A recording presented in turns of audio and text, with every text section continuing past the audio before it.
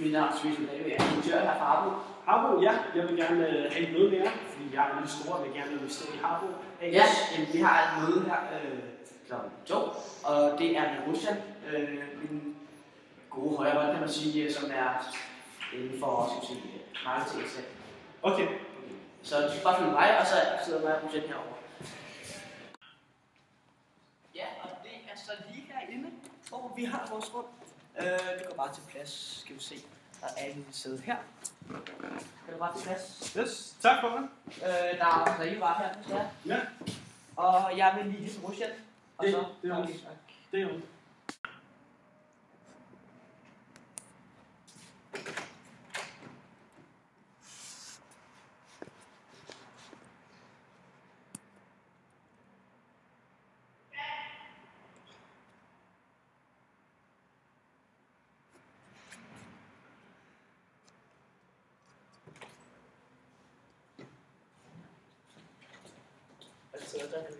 Hej, jeg er Rusjan. Jeg er chef for marketing og salg. Og du er investoren, kan jeg se. Så jeg synes, at vi skulle gå i gang med det her møde så. Ja, som sagt, du er bare til at drikke, hvis det er. Tusind tak. Tager også lige noget med. Jamen, tusind tak, fordi jeg måtte komme. Først og fremmest vil jeg gerne have, at I lige fortæller lidt om Harbos branche. Ja, Harbos branche er jo et bryggeribranche. Altså, vi laver øl, og vi laver læskedrikke. Altså, sådan, vi tjener jo meget godt på vores øl og læskedrikke. Det er jo det, sådan, vi hovedsageligt sælger, ikke? Og ja, det er jo sådan, hvad konkret, hvad vores branche er. Okay, kan du ikke fortælle kort om Harbos historie?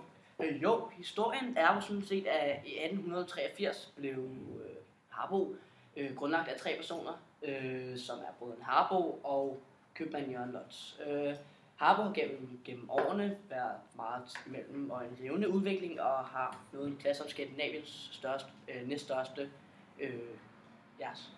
udbyder af øl og læskedrikke. Og toppen ligger så Carlsberg. Det marked, som Harbo opererer på, er B2B, altså business to business, som vil sige specifikt, at Harbo er et bryggeri, eller Harbo er specifikt, at Harbo bryggeri er en mellemhandler. Det vil sige, at der er tale om, at de sælger til en grossist og sådan, og detailhandler. Okay, kan du ikke så fortælle lidt om mål og mission? Jo, det kan jeg godt. Altså, i kraft med den faldende omsætning og deres faldende indtjeningsevne her på det sidste, har vi udmeldt, at vi i fremtiden vil udvikle og satse på produkter, der henvender sig til vores drikkevaremarked, som er i vækst. Altså disse produkter, som vi afsætter, vil vi lægge en priskategori i, som er lidt højere, end hvad vi traditionelt har gjort med vores billige øl og læskedrikke. Og innovation vil være fremtidens, hvad man kan sige.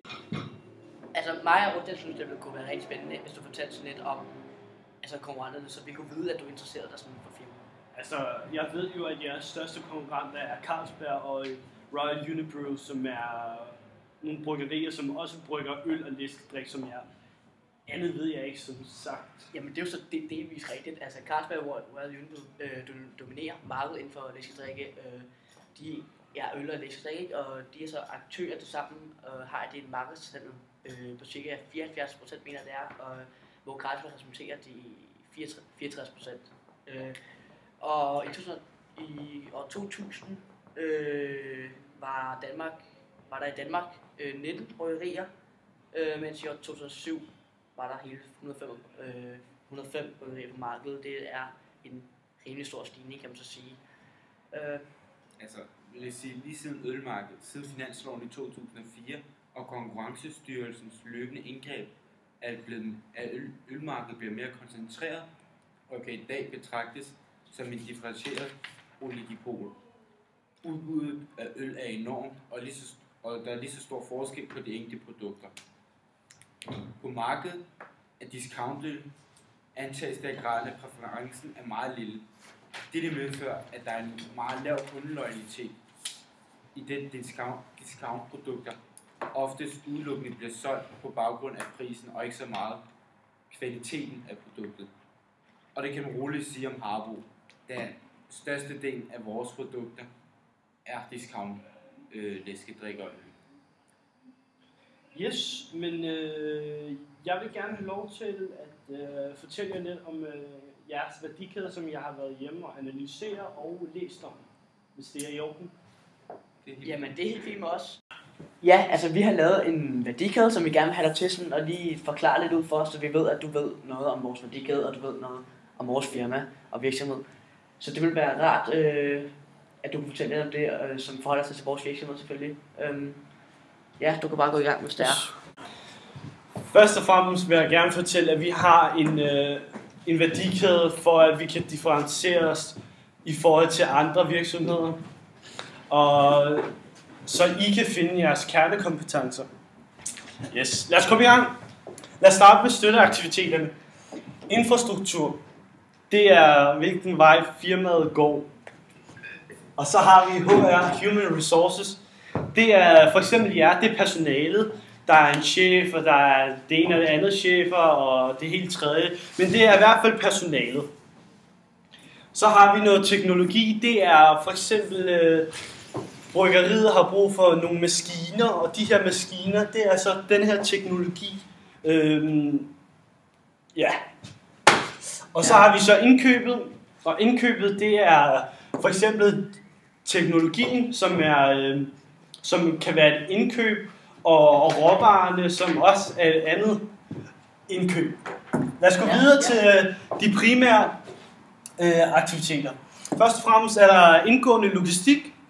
Der er modtagelse af jeres råvarer, og så er der jeres lærstyring, og så til sidst planlægning af indgående leverandører. Ja, så er der produktion. Processen, hvor råvarer omdannes til færdigvarer, og så er der pakningen, og så er der samlebånd. Udgående logistik. Styring af færdigvarernes lager, det er hvor de færdigvarer lager, og så er der ja, så der er sådan en styring af vores og så er der så ordenbehandling, og så er der noget fysisk distribution. Så er der noget salg og marketing. Ja, I har nogle reklamer, markedsføring, tilbudsgivning og prisfastsættelse. Det er det Rusjen, han er under. Ja. Og så er der noget mere service til allersidst. Der er serviceydelserne, så kan I få nogle klager, hvis der er noget, I ikke lige gør ordentligt. Og så er der produktionsinformation. Ja, altså det var super godt.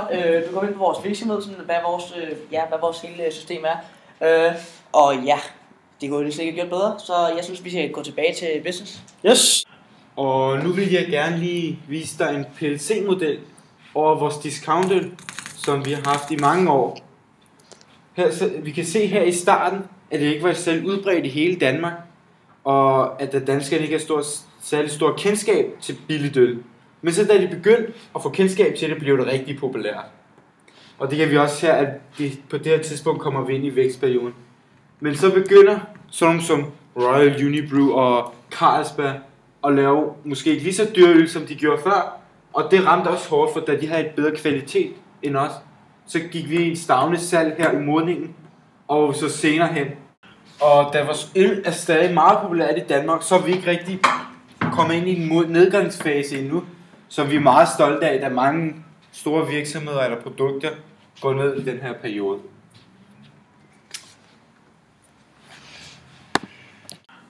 For at afrunde for møde har vi lige lavet en porteføljemodel, hvor vi så har en stjerne, en cash cow, et spørgsmålstegn og en hund, som vi har lagt nogle varer ind under, så du kan sådan forstå, hvorfor vi har lagt det ind under. Sådan. Altså under stjernen, ikke også? Vores stjernevare, det er sådan, at den er en markedleder, og den har et potentielt meget stor vækst. Vores cash cow er sådan, ja, kan man sige, har vi så lagt cider ind under, fordi at vi har lavet ikke store investeringer i den markedsleder, fordi hvis du prøver at gå i butik, der ser man ikke rigtig andre cider end vores cider, Harbo cider.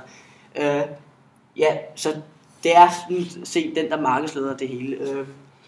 Og vi laver som sagt ikke særlig store investeringer i den, og den malker bare penge til os, mens vi ikke skal bruge meget tid på den. Så den er vi rigtig glade for. Jeg synes, du skal prøve at komme op og se, når vi prøver at forklare. Du har prøvet at lave en porteføljemodel før, ikke? Jo. Så kan du forklare lidt sådan under øl og energidrik, så vi kan høre det. Yes, jamen så er vi nået til spørgsmålstegnet, og der har vi så valgt at sætte øl ind, fordi at vores øl har en høj vækst, men en lille markedsandel. Og det har vi fordi, at vi har vores konkurrent Carlsberg, fordi at de laver noget bedre øl, noget bedre kvalitet øl, end vi har. Men en højere pris, hvorimod vores øl er sådan, hvad kan man sige, en ikke lige så god kvalitet, men det er langt billigere. Så er vi så nået til hunden, som er vores lave vækst. Der har vi så valgt at sætte vores energidrik ind. Vi har også en konkurrent inden for noget energidrik. Der har vi jo nemlig Red Bull. Red Bull er jo er et kæmpestort brand.